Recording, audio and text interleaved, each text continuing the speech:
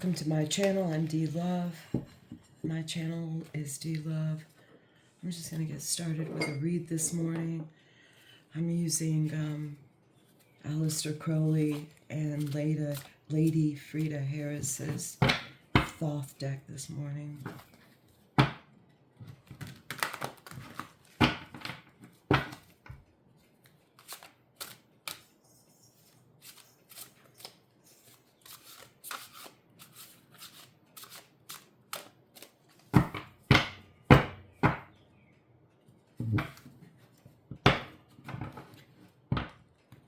I'm going to pull a Celtic cross. And right now we're shuffling for the heart of the matter for a community read. Please let us see the heart of the matter, what we need to take a look at and build the rest of the Celtic cross around. Asking questions as we go.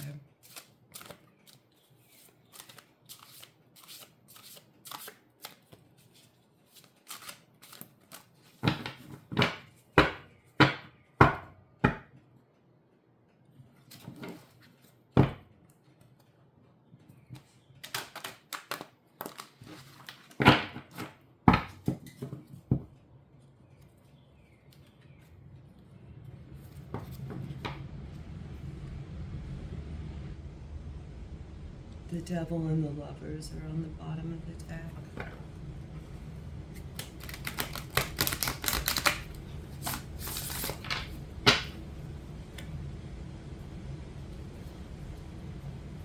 Although these are large cards, they're very beautiful to shuffle.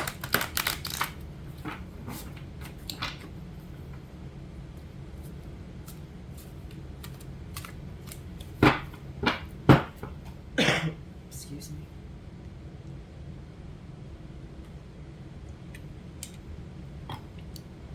I heard two more shuffles.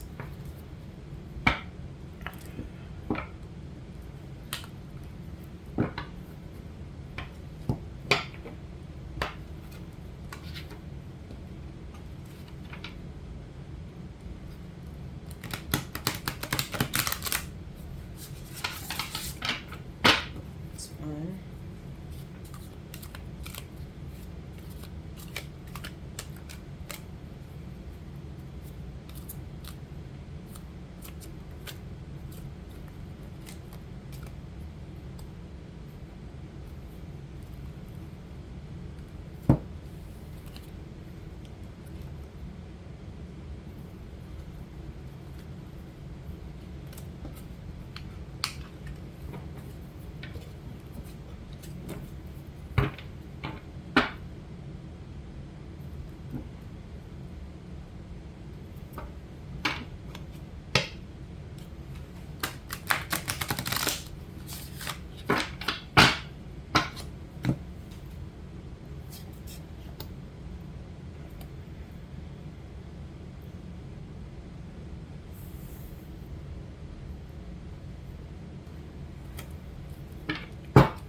Okay, that was two. Here we go. The heart of the matter. Today is oppression. The Ten of Wands. And the crossing energy is the Chariot, the Seven. The Get Your Bags Packed card. Get ready to go. Things are going to be moving. The fire and the water combined, and just that feeling of dominion and the yin and the yang of it.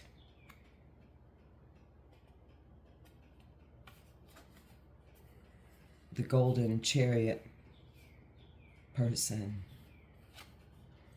with the beautiful four wands holding up a blue canopy of communication and love, and these wheels turning fiery. And that's our crossing energy, seemingly breaking up this oppression of these wands, of our desire and will and where they've taken us, where we're going. The chariot comes. All right. What's the crowning energy of this read? It's the Queen of Swords, the off with your head queen. She's holding a head. People don't talk about it enough, but see it. She is. That's a beautiful card. She's so relaxed. I'm happy to know some people very intimately with the placement of this Queen of Swords as their court card placement, which it's a September, late September, early October card. So it's the Hermit and it's also Justice. It's both. It's going within and saying, she's so confident. Her crown is crystal, and her throne is the air and clouds with water. She is literally water underwill. She personifies the law of love. In its tough form, I am, with my significators being what they are, I'm going to have to come up here all the way. With my significators being what they are, as presenting as an empress, I feel it, I have taken it as a responsibility to balance all four of the queens within me. And it shows in my testing that I've had done. And I do get a little off balance, but this is one of my strong ones. And it's one that I love the people in my life. I'm going to have to pull this candle over. This one's not doing exactly what it's supposed to. Okay. And what's the grounding energy on all this? We're going to move up the path just a little bit. In fact, I think I have room, but okay. I've changed my camera stuff up a little. What's the grounding energy? This is our crowning energy. Where are our feet? Here's our crown. We're thinking very much of justice. So where's our crown? Where's our feet? We see our crown. It's the devil.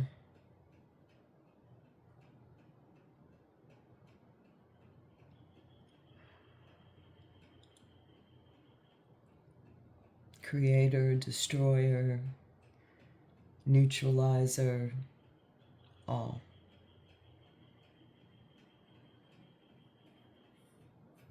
Hell, the devil. He's here.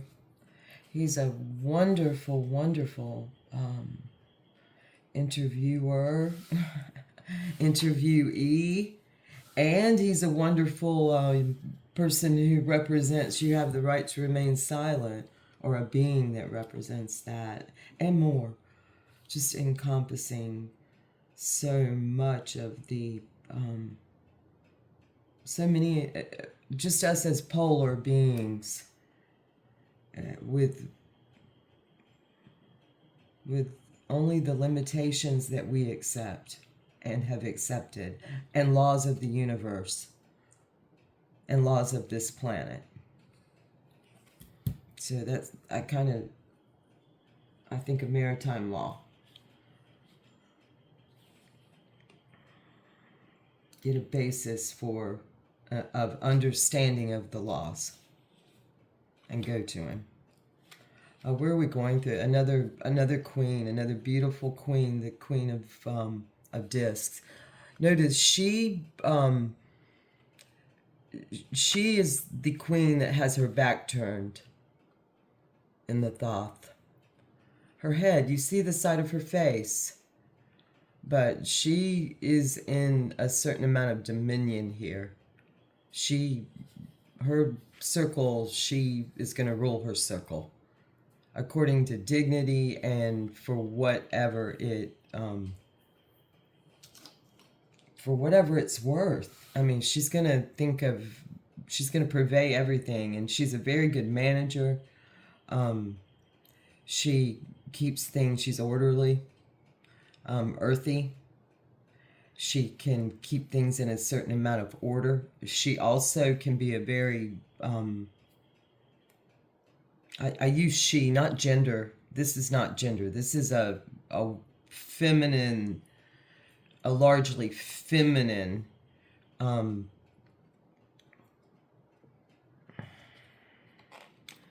gender and femininity and masculinity and androgyny are difficult things. I'm trusting my audience understands when I say this is she is genderless.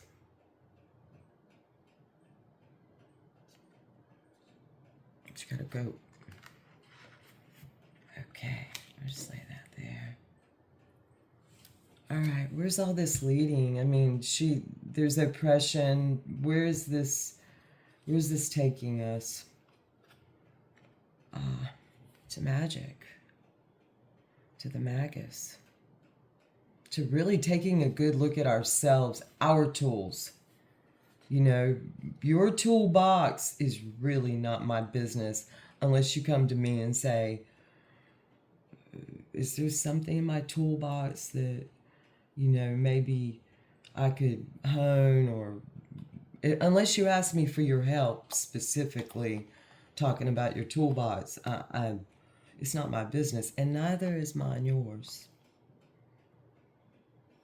So let's look at what is available within our circle and work with it. And maybe when I think of the magus, I'm gonna have to look at this camera and see where I am. Pull down as far as I can. These cards are so big. Okay. So I gotta my altar's taking over the table, the reading table. Here we go. Let me pull back a little bit. Okay. When I think of the magus, it's also the number 1 card. There's a reason for that. I understand that we're the fool, a zero, not nothing. Naught, zero. But then comes the 1. And this is a solo energy. A magus is gonna have some real solo time. By necessity. Study time. Time with, it's solo, but it's not. Like now, especially I have a cat. I mean, there's solo as in going inside and finding your sword or your dagger or your instruments. It's a good time when this card comes up. It's a good time to talk about, have you made your wands? Those are my wands right over there. Have you made your wands? Have you crafted your disc? Have you made your cup? There's a cup.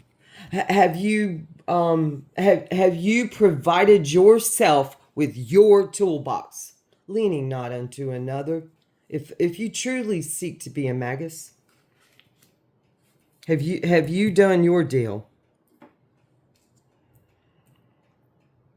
Did I cover them all? I think. Okay. All 4 elements that are tools available to us. Are your tools in line? I mean, I have to say mine needs some organization. Thank goodness for spring cleaning. Let me take a drink, folks.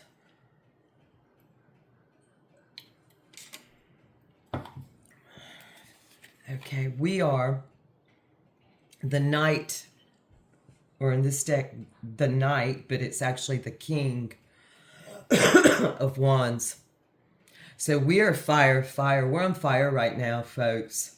As a community, our passions, and I see it on YouTube in many of the contributors' channels, and it's like we're putting out so many beautiful things. It warms my heart so much to be around people like this Knight of Wand energy. Again, it's a masculine energy. It's not necessarily male. It can show as male, also as female, also androgynous, with no sexual anything tied to it. And that is lovely when that happens. Fire of fire. Got a fire started there. Beautiful. I'd say we're our passions. Let me see if we can see this. Oh, I'm getting dangerously toward the edge. I'm going to have to overlap these cards a little, which is not my favorite thing to do. Some people cut the words off these Thoth cards, and I have been tempted, but I resisted because I thought that was defacing this beautiful deck in some way, and because it would have been somewhat for my own fear at that point in time. Now I fear not these beautiful paintings. Okay, so that's us. We are. I'm going to move right along with this. Another knight. We have 2 queens and 2 knights. And this is the Knight of Disc. And his matches on the board. And really, these two, I mean, she brings the air and the water, and he brings all the heat. So, I mean, hello.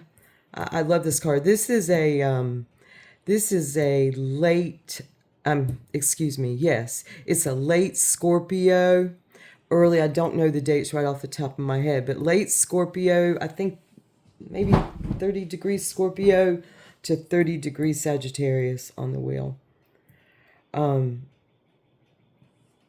Seems like maybe.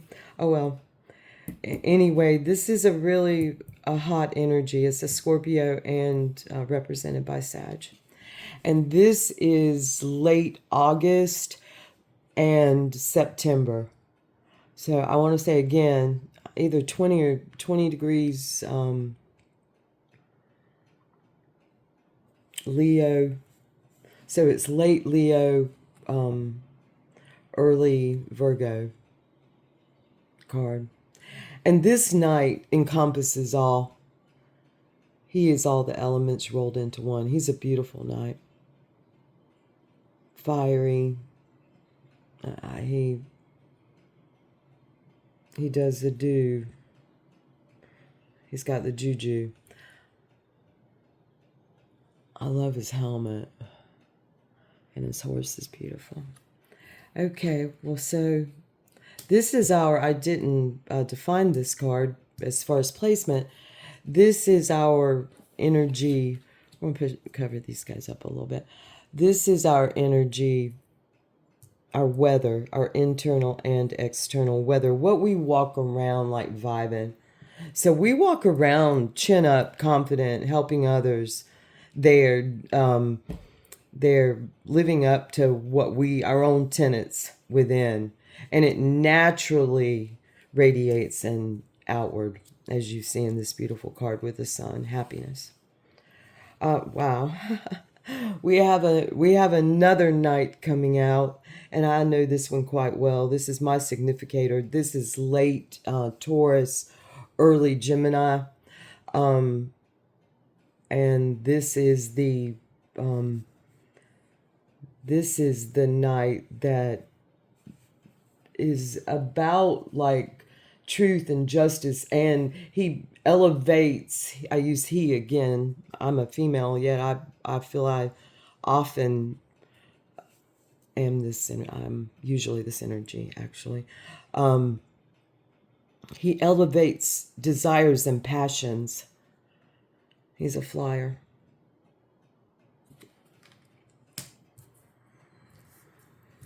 Okay. And then the final card, kind of like the outcome of what's going on with all these knights and a couple of queens thrown in, is the beautiful Nine of Discs. So again, these energies are calling us all these characters out on this board with the devil here and the chariot.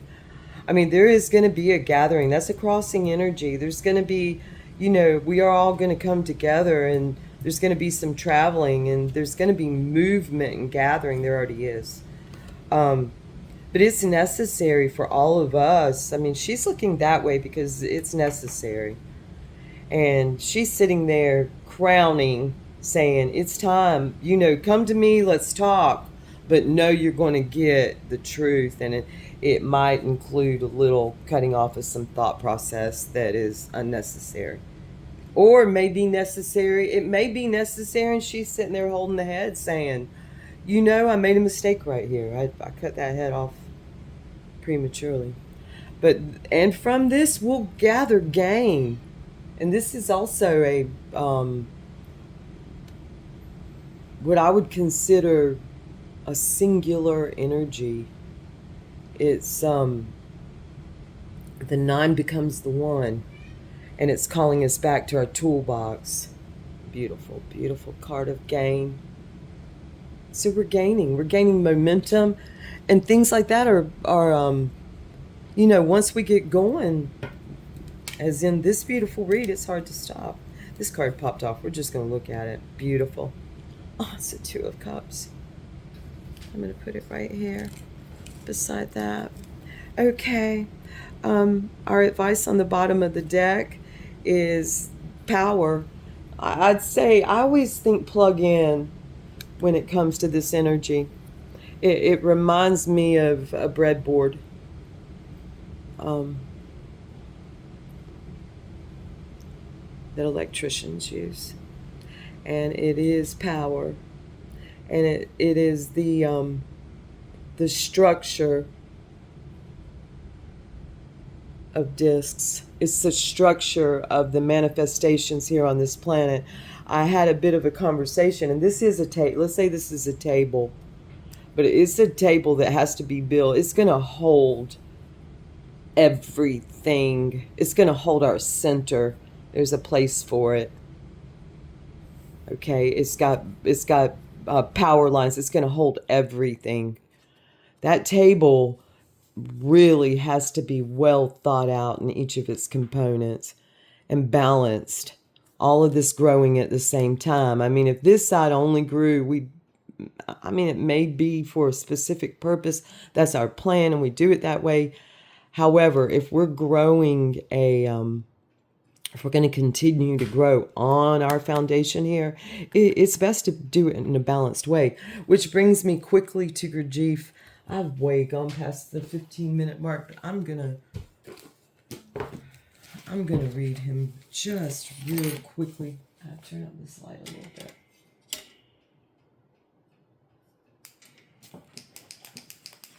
Okay, forgive that bright light.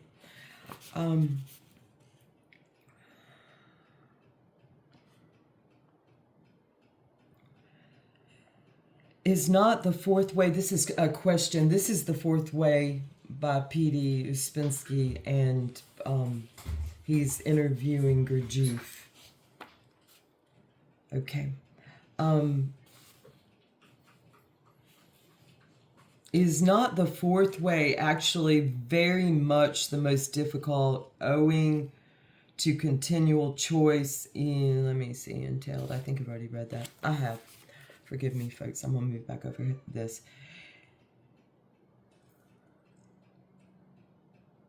I'm going to go back to the last question I read. Is this organization a school? Speaking of the fourth way itself, is this organization a school? Answer. This is an interesting question. Can we call ourselves a school? To a certain extent we may, because we acquire a certain knowledge, and at the same time we learn how to change our being. But I must say, in relation to this, that in the beginning of our work in St. Petersburg in 1916, we were made to understand that a school, in the full sense of the term, must consist of 2 degrees. That is, it must have 2 levels in it. One level where men 1, 2, and 3 learn to become number 4, and the other level where men number 4 learn to become number 5.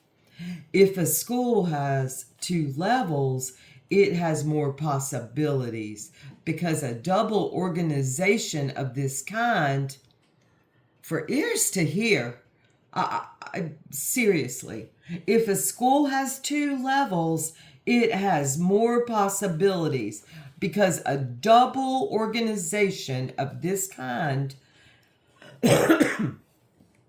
can give a larger variety of experience and make the work more quick and more sure. This is a call to unite. To me, it is. So although in a certain sense we can call ourselves a school, it is better to use this term for a bigger organization. I'm going to read this second really short question. Did I understand from what you said that this is not exactly a school? Answer: for some people it may be a school, for others not. It is always like that. It cannot be definite and cannot be the same for everybody. Hail Gurdjieff. Beautiful. Thank you so much, folks. I appreciate it. I appreciate you coming to my channel. And thank you. Thank you. Thank you. Thank you. Let's unite.